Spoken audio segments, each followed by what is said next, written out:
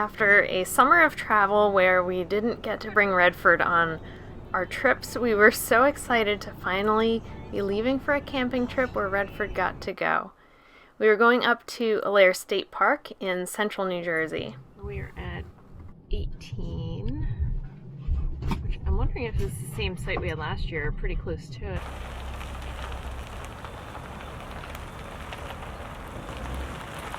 This was our third time camping at Allaire. They have a dog-friendly loop toward the front of the campground, and we knew from our last two times that the sites tend to be pretty unlevel, so you're going to be using some leveling blocks. It actually fared pretty well in here. The cushions moved a little bit.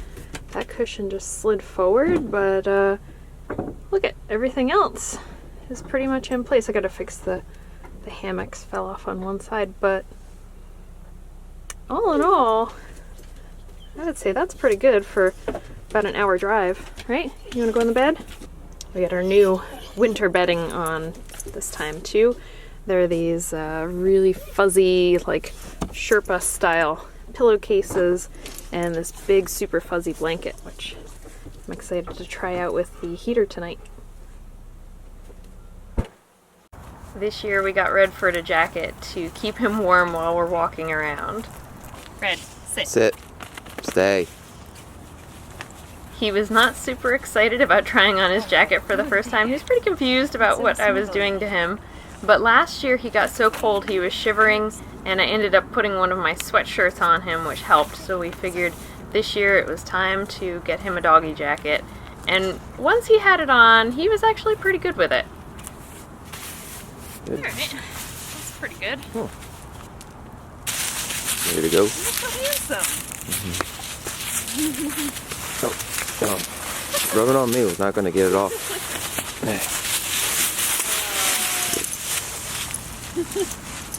don't bite it. Don't bite it. No. Now that the Scamp was all set up, we loaded Redford into the car and drove from the family camping area over to the group campground because there was something special that we wanted to see. Just off the side of the group campsite area, there's a space where an artist had created some sculptures. And these are not your normal sculptures.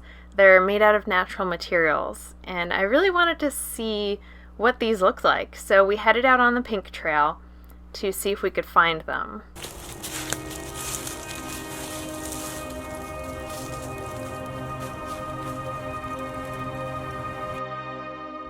We found some neat farm equipment on our loop around the Pink Trail, but then we had to double back to try to find the area with the sculptures. It was actually not the easiest thing to find.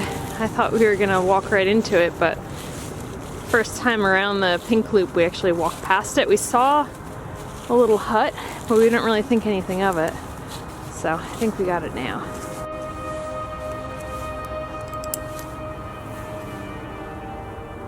When you're on the Pink Trail, you have to follow the first fork that goes over to the right. And if you're walking along the trail, you're going to see some very tall pine trees all lined up, and that will bring you to the area with the dinosaur sculptures.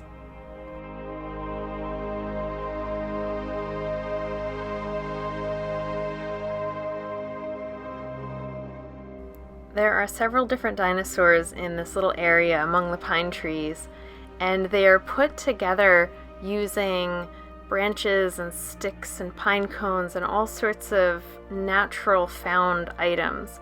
Little pieces of animal skulls tied together with bits of string to create the shape of these dinosaurs. And it's so neat to look up close at them to see all the elements that came together and how carefully they selected each stick for where it would go. There are also these little huts. These reminded me of when I was a kid and we used to build forts out of sticks and branches and anything we could find in the area.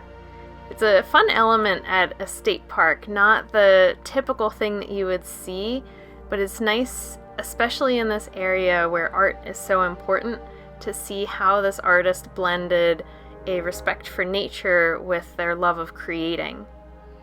We headed over to the visitors area at the village. Our original plan was that we wanted to do the lantern tour. And if you remember last year, we took Redford on a ghost tour in Gettysburg, and he absolutely loved it. It turned out this one wasn't so dog friendly, so we had to do a switch and come up with some other plans. So our original plans for tonight did not work out the way that we were expecting, and that kind of happens sometimes. Oh, hi, Red.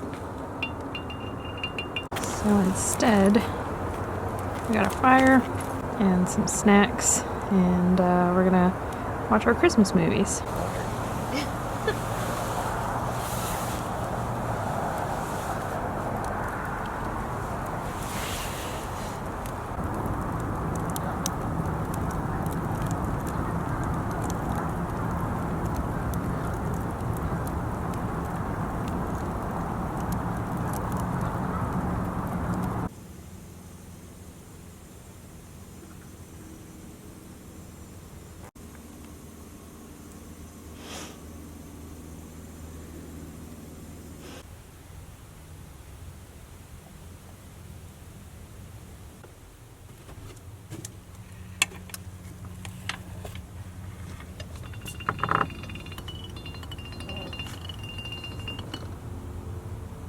Where's Redford? Oh, he's in the car. These sites here are pretty uneven. You can see the back of the Scamp is up pretty high. We were actually in that next campsite over last year, and it had a really good slope, and actually right by the side of the road there was this good drop off from the blacktop. The front jack is all the way at the bottom. Put it as low as possible.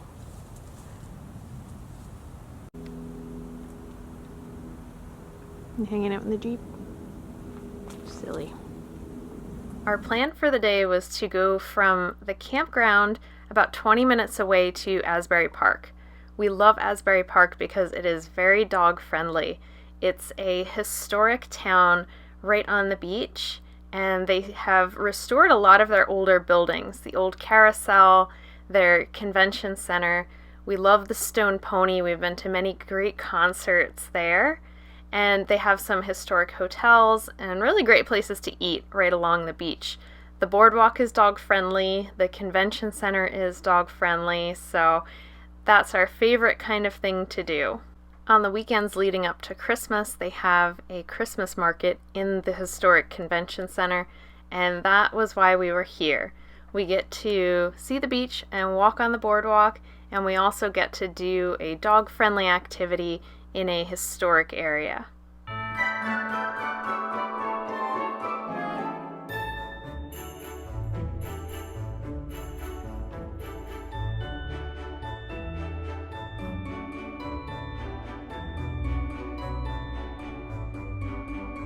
One of the things that I was the most excited to see this year was the Christmas tree. This Christmas tree was made out of recycled and found cardboard by local artists. It was called the Giving Tree. The branches of the tree were designed to mirror the waves of the ocean because Asbury Park is known for being an oceanfront town. The tree's unique design was met with some mixed reviews, but I thought it was a great way to honor how much Asbury Park supports the arts, as well as acknowledging its connection to the ocean. You on the beach? You're so silly.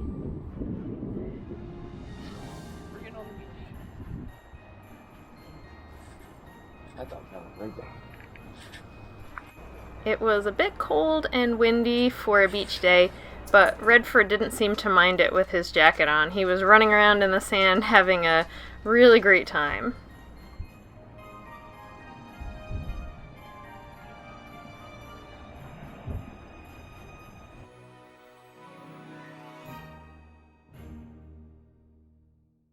We went back up to walk a bit farther on the boardwalk, and all along this side of the boardwalk there are these awesome murals, which really shows how much Asbury Park embraces its arts and culture. We walked down to the other end of the boardwalk where the remains of the casino building are. Since Asbury Park competed with Atlantic City in the early 1900s to bring tourists to the shore, this casino was built, and in 1932, the Carousel House was added to the back. And although the carousel has been dismantled and moved, the outside of the building was restored as part of the revitalization of Asbury Park, and it is a very neat structure to see with the ornate metalwork and the glass windows. Now it's used as a place to host different musical events and theater groups in the local area, so further supporting that connection to the arts in this area. Asbury Park is working really hard to bring back tourism and make it a center for arts and culture, which I feel like they're doing a pretty good job. After we got to see the carousel, we headed back toward the Scamp because it was time for us to actually pack up and start our journey home. He's tired. That weekend ended up being a little different than what we had planned, but I guess that's kind of a normal thing that happens when you're traveling. Sometimes plans match up and sometimes they don't. But I think for sure we like the way that we booked this weekend, because on the weekends there's always a 2-night minimum, and usually I would book Friday and Saturday night, so we would get out of work on Friday and kind of do this like crazy scramble to try to get everything together and get out of the house, and that was always really stressful because you may or may not get out of work on time, and then you're tired, and now it's dark by the time we're out of work, so we don't love driving, especially with the Scamp at night. So this weekend we did Saturday night and Sunday night, knowing that we weren't going to be able to stay Sunday night, but it gave us the opportunity to leave the Scamp at the site and then go into Asbury Park, do some things, and then when we were tired we were able to come back to the Scamp and head home without having to rush. So that was a nice kind of change of pace. I really liked not having to run around like a maniac on Friday, so I think that's probably what we're going to do from now on, especially in the winter. Redford, Patrick, and I all hope that you have a great holiday season, and we're looking forward to sharing all of our travels and adventures of the upcoming year. If you're not already, make sure you're subscribed, and we would appreciate a like if you enjoyed this video. We'll see you soon.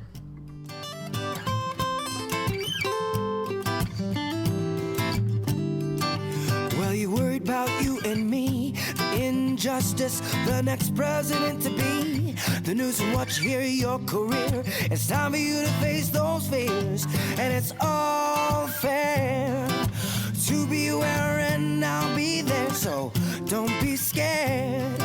Just take a deep breath of air, and 1, 2, 3 to 10, you begin to focus again, and though time flies, we'll have enough to realize this bigger than the both of us.